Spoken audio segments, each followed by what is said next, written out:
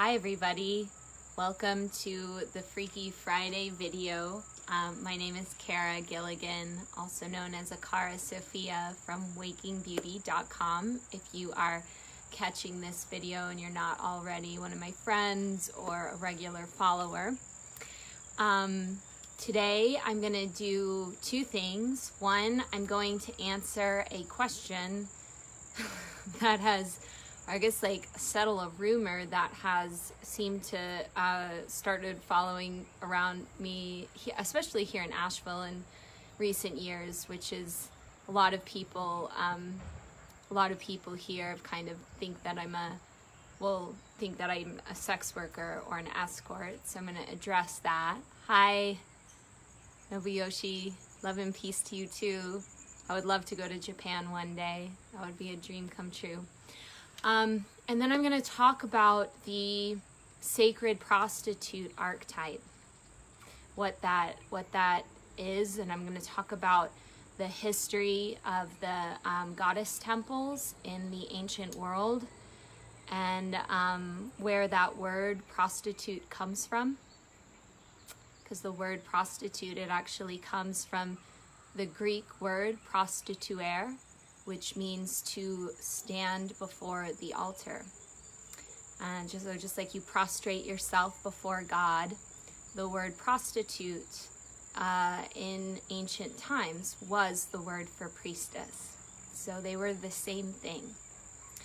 And I'm going to talk about the transition from that word prostitute representing something that was actually quite noble, basically representing a holy class of women that were devoted to service to the divine feminine and had many different roles, many different kinds of sacred prostitutes, seers, healers, teachers, ones that worked with the plant kingdom, the nature kingdom, to how it came to become what it is now in today's world, which is basically a woman that sells her body for sex.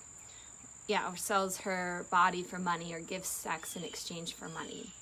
So that's what's going to be this transmission is going to be about. I will start by first addressing the question, am I a sex worker? Am I an escort? The truth is no, I'm not an escort. I might not, I don't know if I want to say no to being a sex worker, because I might one day be called to do that. Likely, based on my design, if I was going to do sexological body work, I would probably work exclusively with women. And that's the truth.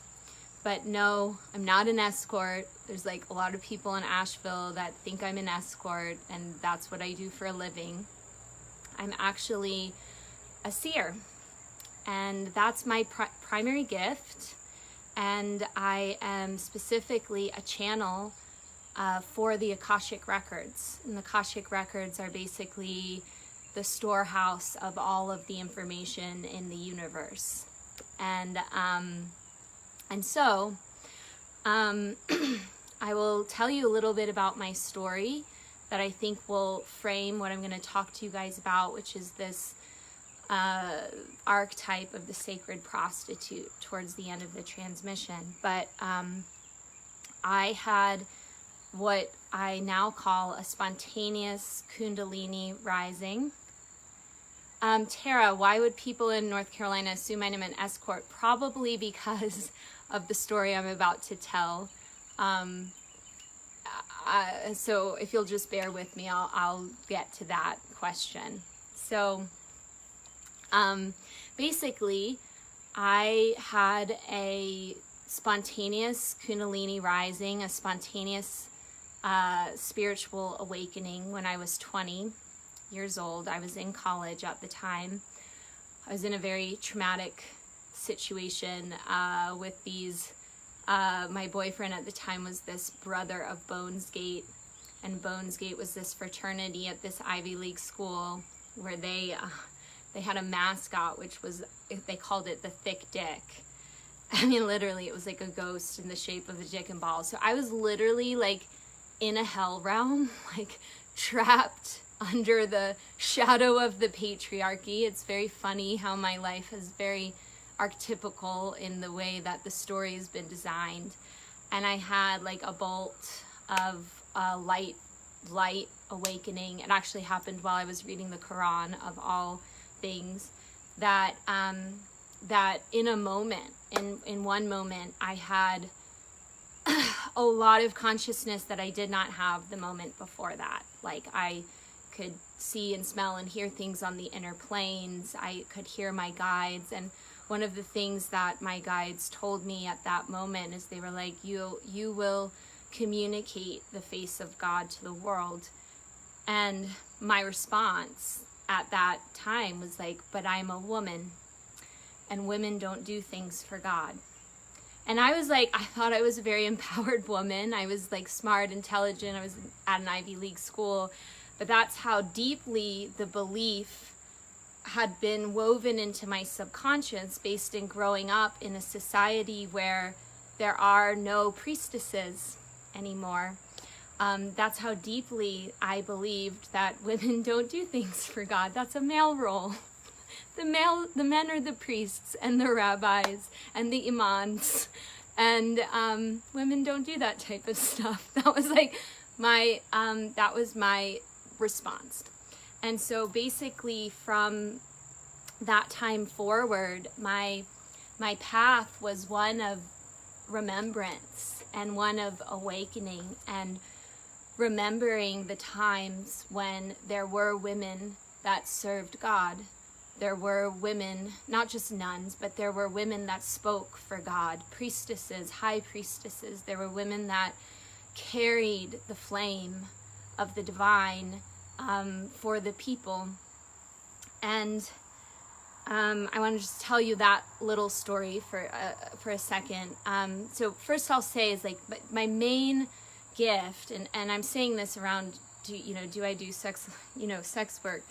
The reason why I don't do that right now is because my main gift and my main purpose in being on this earth is to be a channel and to communicate and to tell the stories and give the teachings. That's my design.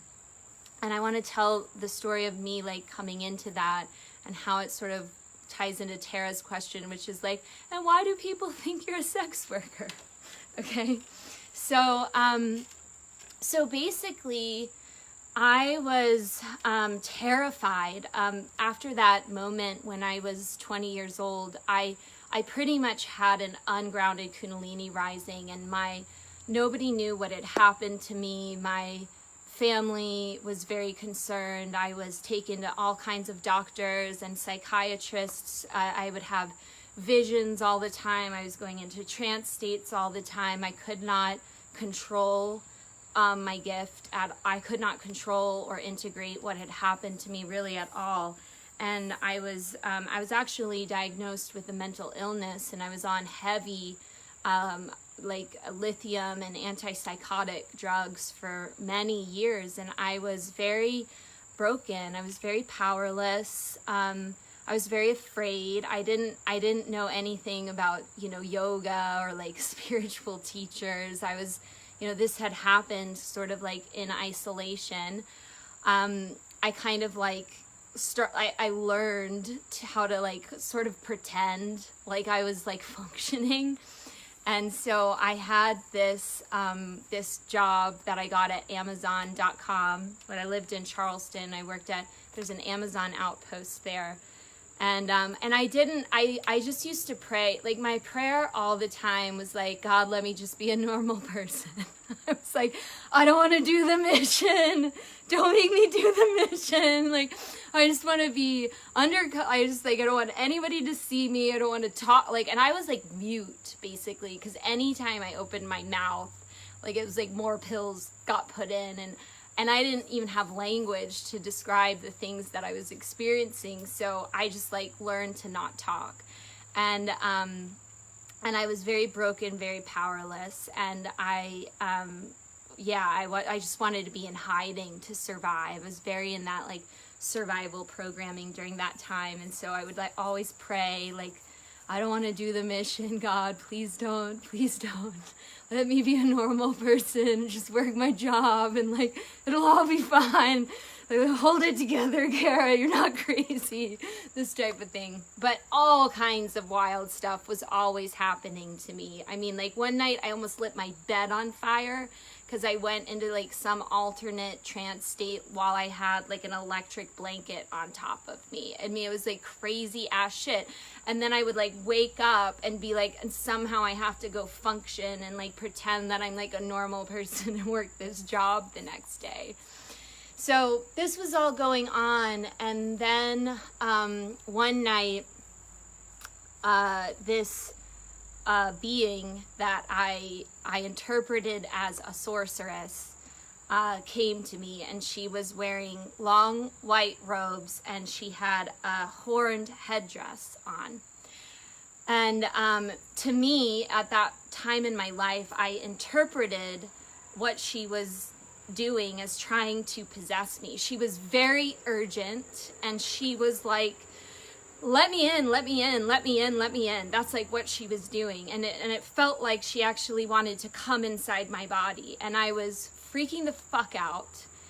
I didn't sleep very well that night, and I had to go to work again the next day. So I go to work and I called one of my friends and I said, I said, you know, I know this is going to sound absolutely nuts, but there is a sorceress like psychically attacking me right now, and like I don't know what to do. Like I'm supposed to go into work like right now. Like I'm just like, what the fuck? Like this type of stuff is happening to me all the time. And my friend's like trying to talk me down, and like I'm walking around the parking lot at Amazon, and she's like, it's all gonna be okay, just like pull yourself together, like go into your job, like all this stuff. And I'm like I did with like most people in my life, I was like, I'm the one that's wrong, everybody else is right, these inner experiences that I'm having are a form of mental illness, like I just have to keep it together. And so like it's coming to the end of the conversation, and I'm like, okay, I can do it. I'm just gonna go into work. I'm just gonna keep repressing all of this that has happened to me. I'll like go in, I'll like do my job, and I'm like surrendering, right? And I see like out in front of me, it was like on a little lamppost, there was this figurine, and it was from the back. She had white robes and pink wings. And so I thought it was an angel. And I'm on the phone with my friend, and I'm like, oh, Abby, I see something, because I think this is a sign. Like, yes, it's right. Go back into work. Everything's going to be okay. And I'm like, I think it's I'm about to say angel, and I'm reaching out, and I like turn the figurine around, and I am looking at, literally, it was like a Happy Meal figurine of the sorceress from Sleeping Beauty, so Maleficent. And somebody had painted her robes white and put these pink wings on her. And I was like, it's a sorceress! I was like, at that point, I was like, fuck it! Fuck all you people! Like, this thing is manifesting effigies into this world. Like, I know I'm not crazy. Like, I'm not going into work. Like, until I figure out the fuck's going on.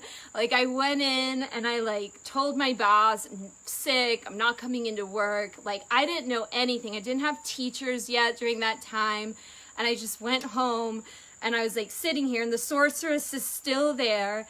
And it's like 3 days. I'm like too afraid to go even to sleep, because I think she's gonna like possess me when I go to sleep. And I'm like, what the fuck do I do? Nobody here. Like, so anyways, I had to eventually, this experience was like the catalyst that got me to reach out to find some spiritual, I didn't just need teachers, I needed genuine adepts to help me.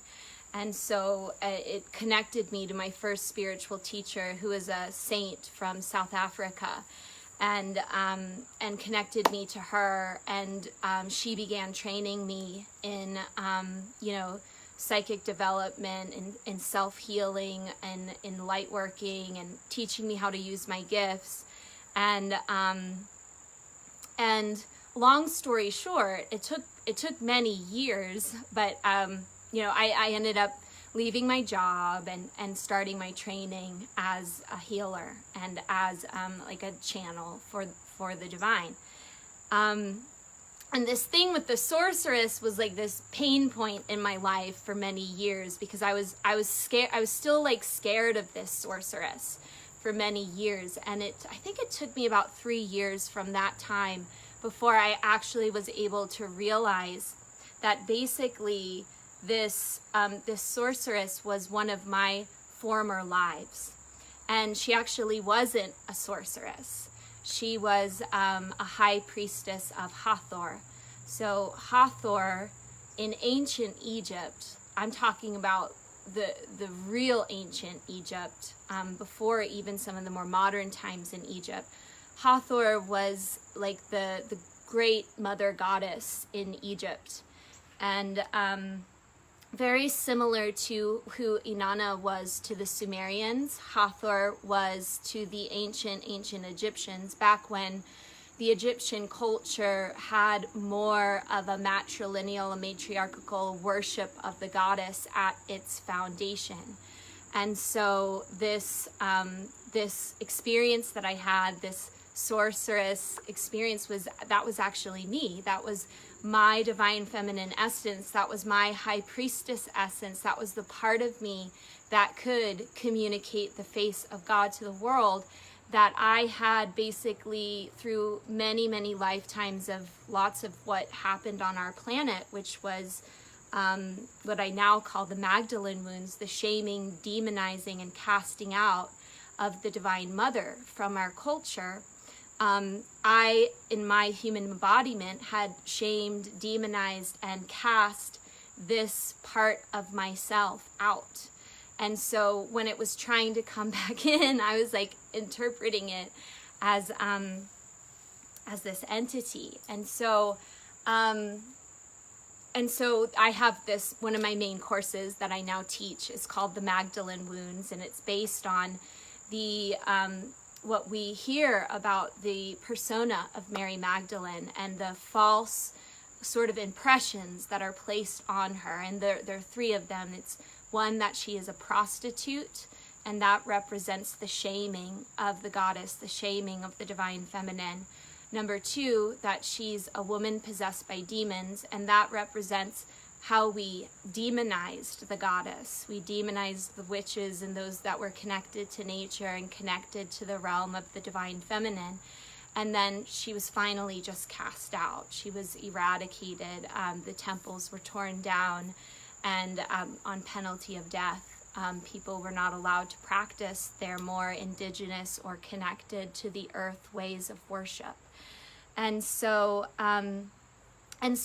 really it was like my own journey of learning to heal and learning to integrate what they called this sorceress. So there's a whole nother part of the story is when that effigy appeared. Basically, I don't know who created that, but somebody at Amazon like made that little figurine, and then they basically like created this blog and they called her the Lady Ashes. That was the name that they gave her. So now I call like this aspect of myself the Lady Ashes. But basically, like, they made this blog. So Amazon has outposts all over the world, all over the country. That's how they're able to get stuff to you in 2 days or less. And people were like flying the figurine around to the different Amazon outposts, and like they had this like name for her, which was like the Lady Ashes, and they created this blog, kind of like an Amelie when they're like flying the gnome around and taking the pictures of the gnome. So there was this whole thing that got created around that figurine, which I basically realized was like the energy of really my own soul's with all the wrestling going on within my own soul, like playing out through the collective. And then like, of course, when I left my job, that was me for like a year and a half. Like I was just like felt like God. I was a chess piece, and I was just getting moved to like sacred sites here, go there, get training here, get training there, until like I'm like basically integrating my soul. I'm learning to use my gifts. I learned to start my own business doing it, and I learned to really step into my purpose.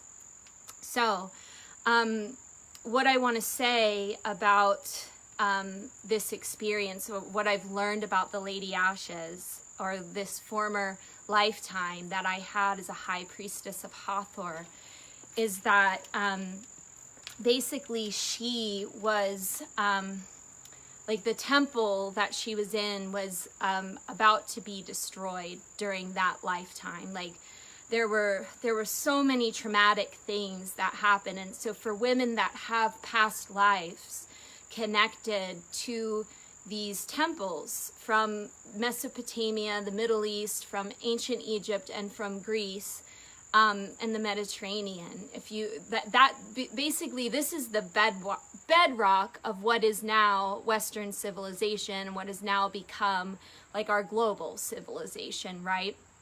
And so women that were, you know, originally, you know, serving as the keepers of the divine feminine in Western culture, we went through a lot of very, very excruciating traumas in the transition through like the patriarchal order that came in. I mean, specifically, you know, Judaism at one point was like had very, very strong programs that were especially designed to be repressing. They took the Shekinah, they took Asherah, they took all the goddesses out, and there were programs. So these were historical things where the priestesses would be raped, hunted down, killed, the temples would be destroyed.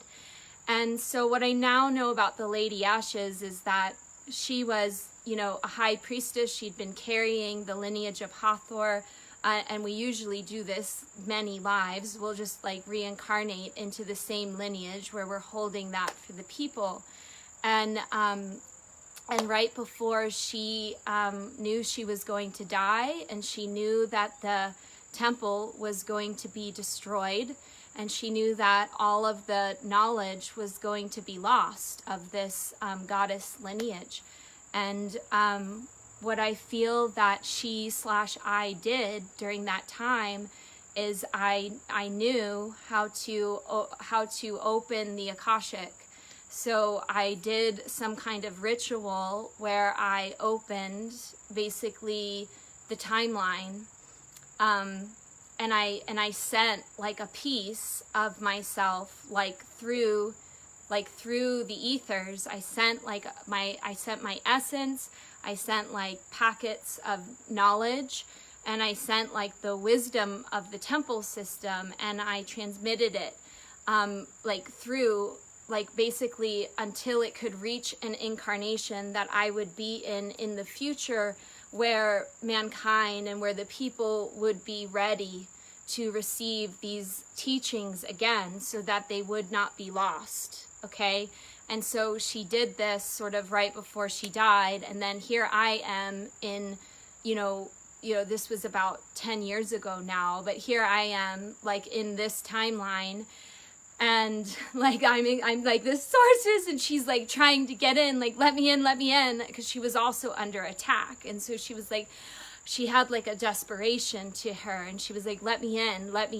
And my process of learning to embody her and receive her, first just learning to see her as myself, number one, and then reprogramming my belief systems, reprogramming my neurology, my nervous system, so that I could hold her energy, and then retraining in the gifts that she had, one of which was this gift with the Akashic records, and being able to work through the timeline like that.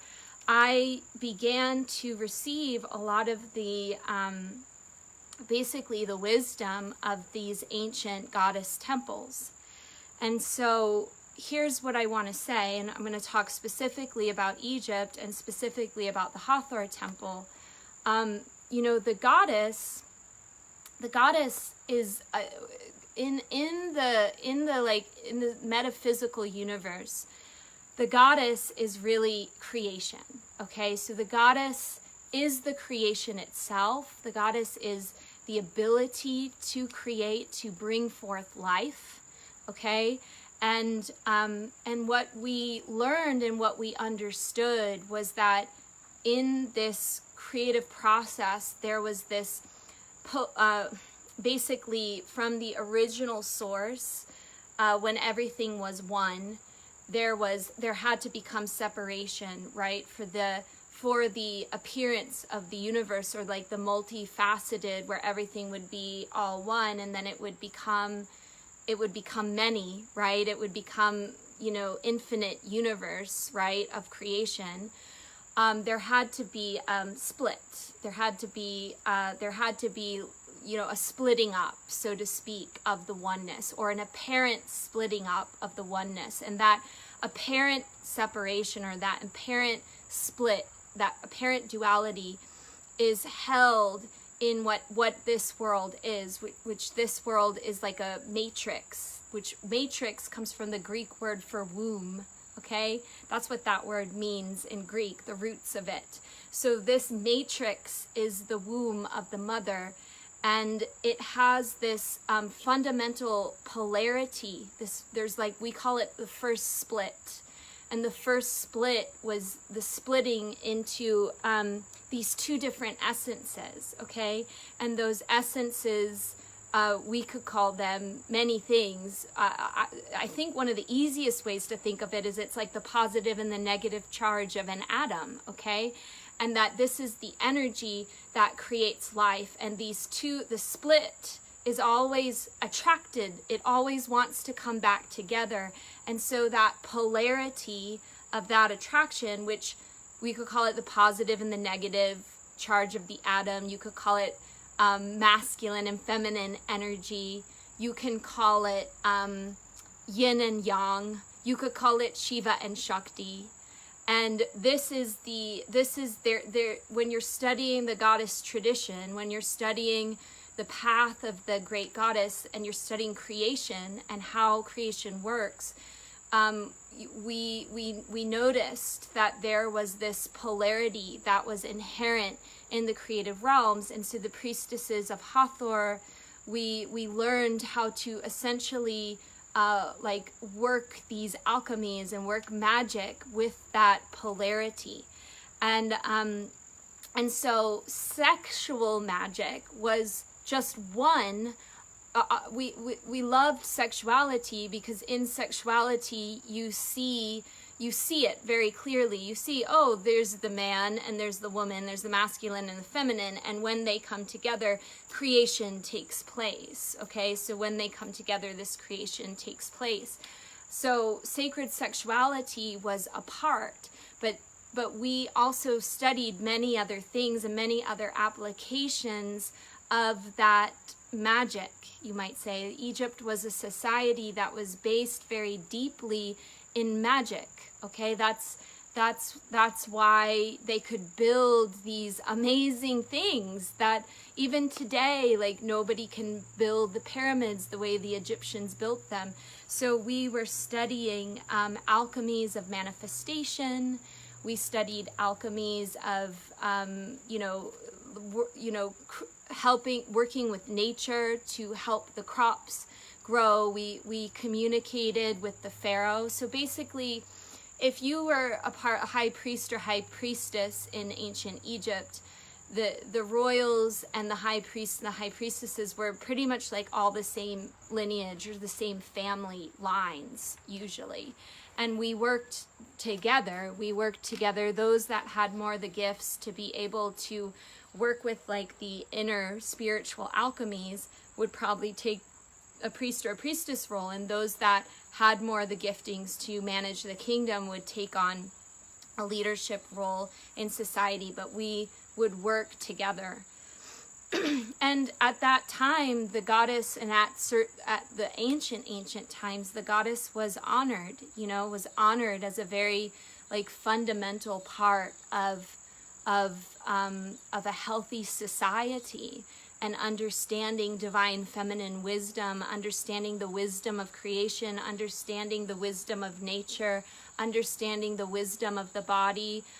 Like one of the things we also studied was just like all the glandular systems and the energy systems of the body, and how do you, create life, how do you sustain life, how do you activate human potential. And then also we were seeking, divine realization. So we also would study like the alchemy of this creative life force when you want to transmute it into going back into the union, right? Going back into the oneness. So basically like coming out of multiplicity and coming out of the creation and going back into the unity. So I mean, it was just, I guess when I'm like, are you a sex worker? And I'm like, well, like that's one part of it, like that's one part of it, but it's much bigger. There's a much bigger mysticism, and for me, what I know is that, as the wisdom was lost, and as these traumas occurred to the temples, and as there was more of this sort of like patriarchal influence that was growing, and there was like suppression of the goddess temples going on, we and it's just like anything, it's just like today, like you're gonna have some churches or some spiritual communities that are being held in a really high frequency, and then you're gonna have some that aren't. So there was different degrees of how a different temple in one country or another would be holding the energy, with what level of pretty much authenticity or integrity is that temple being held. And so to go into what I want to talk about with the sacred prostitute archetype is the sacred prostitute, and I'll say this again for those that missed the first part of the talk. That word prostitute, that word in Greek comes from the Greek word prostituere, and that word means to stand before the altar. It's the same as like our word in English of prostrating yourself. Like you prostrate yourself, you bow before a king, you bow before God, right? There was this immense holiness that was embedded in that word, because that word originally meant priestess. That was the same word. So if you were looking at, the prostitutes of Aphrodite, the prostitutes of Hera, in Rome, like the prostitutes were the priestesses, and that word meant beloved, it meant devoted, it meant a woman, a holy woman. That's what that word meant. So when you look at our, modern day culture, and sometimes like I have this experience where I'm like looking at all, the sex workers and the strippers and the porn stars, and I'm like this is what's happened. Like these are the temples in our modern day. Like look, I mean, it makes me want to cry. I'm like, look what was done. Like, look what was done. And how much everybody suffers because of that. Because they don't know how to honor like the feminine anymore. How they don't know how to like really understand the holiness of that divine feminine essence. And so now it's something that is largely exploited, that is largely objectified, that is largely commodified, that is largely consumed without care, without deeper reverence, without deeper understanding. And it's being used. I'll do another Facebook Live on the whole, Archon, Wetiko, demonic paradigm which has taken over because of this, and how like their worst enemy is the goddess. That's the thing that they don't want, is the awakening of the goddess, the awakening of people back to their bodies, back to Mother Nature, back to realizing what their source of power, what their source of creativity really is, which is the life in their body, and isn't, you know, money, or isn't like this authoritarian, like very repressive energy that everybody is under now.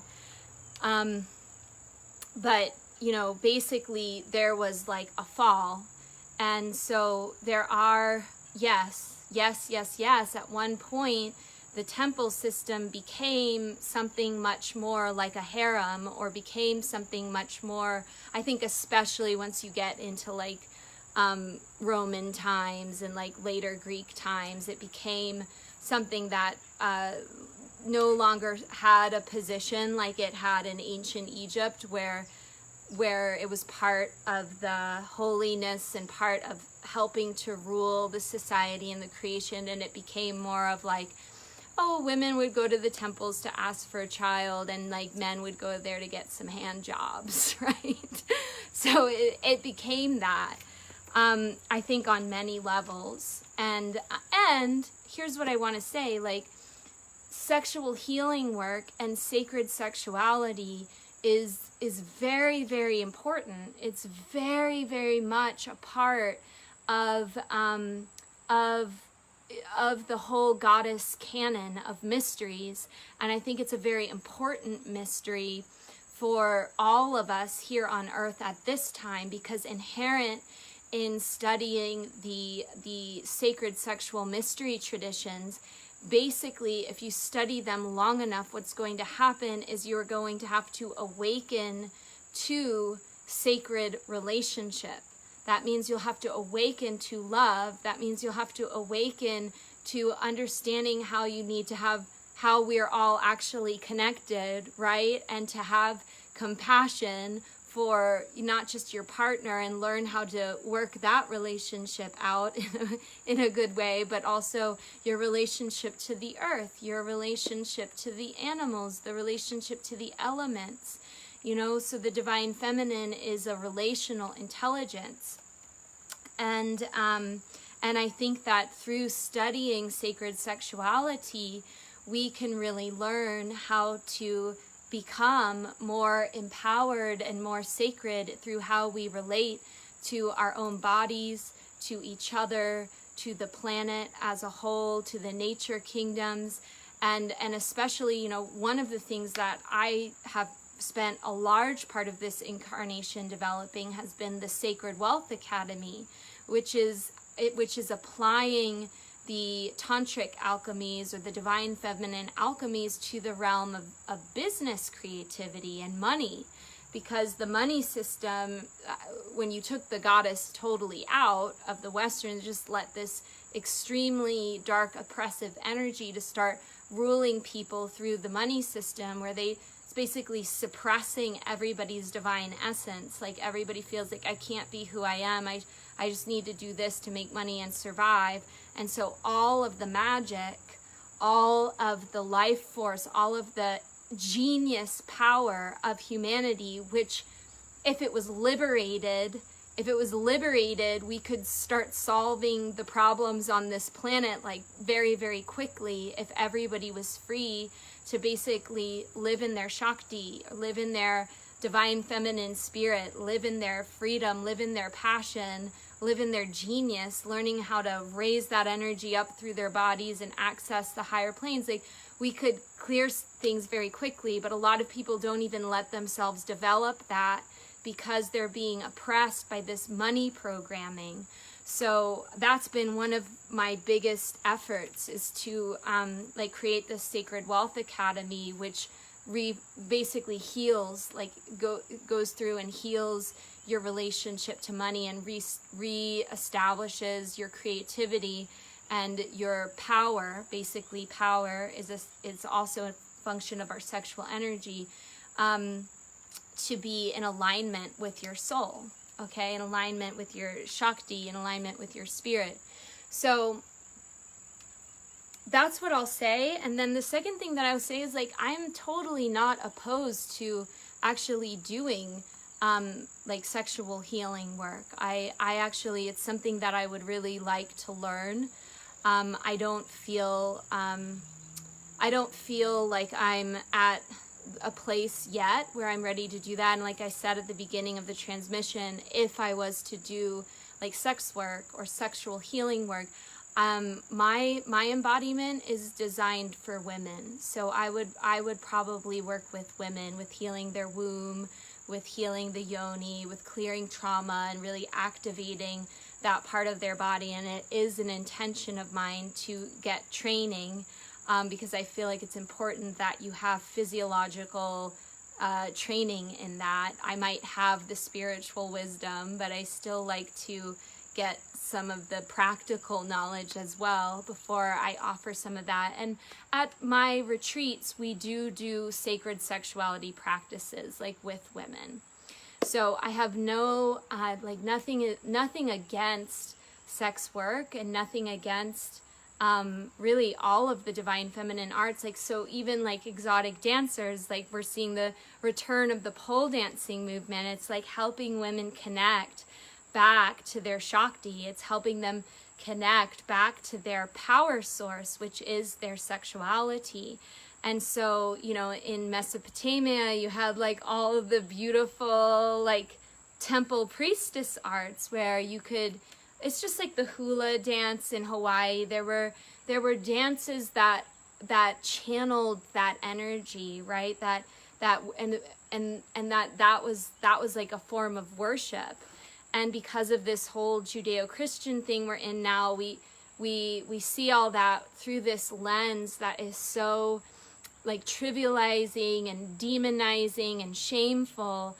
And I think that's where my sensitivity comes in, and why I wanted to make this video is for you to really realize that yes, there was sexual healing work that went on in the temples.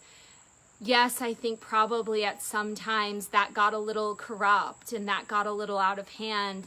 Yes, I do think that that probably inspired the Jews and the patriarchal, like one God thing that we saw.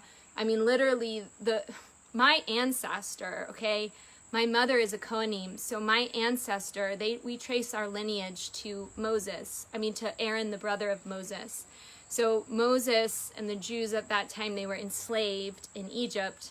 So there was an imbalance that had already taken place in Egypt. And when they came out, Aaron, who's supposedly my ancestor, was like allowing the people to worship the golden calf, right?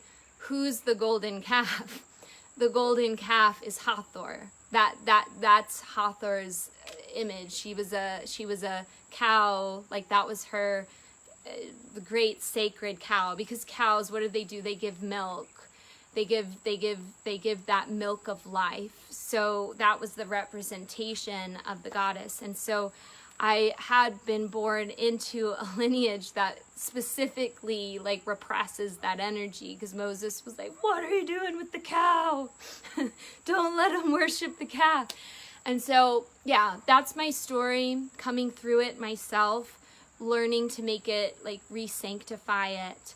And I think that's the biggest message that I want to transmit, is that this is a sacred energy. Sexuality is a sacred energy. Creation is a sacred energy. Life is a sacred energy. Your body is sacred. And relationships are sacred. And when we learn to re-sanctify the prostitute archetype, so when we take the prostitute out of the indignity that it's been put in, and we remember that the prostitute is sacred, what happens? Well, we learn to have a sacred relationship to money, right? We learn to prostrate. We learn that our work in the world is sacred. That when money comes to us, it comes through a divine alignment. That this is a sacred energy. It's not something we should just be unconscious about and say it's the root of all evil, like we do to the body and like we do to sex, and then what do we have when we get unconscious about that? Then it's chaos. Like nobody's taking responsibility for that in a sacred way. But if we sanctify the prostitute archetype again, if we, like, I don't even think we should classify this as a shadow archetype. Like, even work like Carolyn Myss, it's like the prostitute is a shadow archetype, because now in our day and age it's been reduced to this like you're giving yourself away for money on some level. You're selling your soul for money. And originally this word meant priestess. Originally this word meant honoring the goddess. Originally this word meant honoring creative life as being sacred. And so when you reclaim the prostitute within yourself as sacred, money becomes sacred again. Your body becomes sacred again. Sex becomes sacred again. Your relationship to the earth becomes sacred again. Your relationship to your family becomes sacred again. The blood that you carry within you and your ancestors, because that's part of the body and that's created through the womb over many generations, this becomes sacred again. And so that's where my thing with it is like, I don't mind you seeing me as a prostitute. I don't. But I want you to know what that really means. I want you to be free of the lie that has been put into all of us, the addiction that it causes and the exploitation that it causes, and everything that we're seeing right now, playing out in the media, and the war of the genders and the pain bodies of the indigenous people whose cultures were taken by them and who were oppressed. And it's like, let's re-sanctify it. And that's my mission.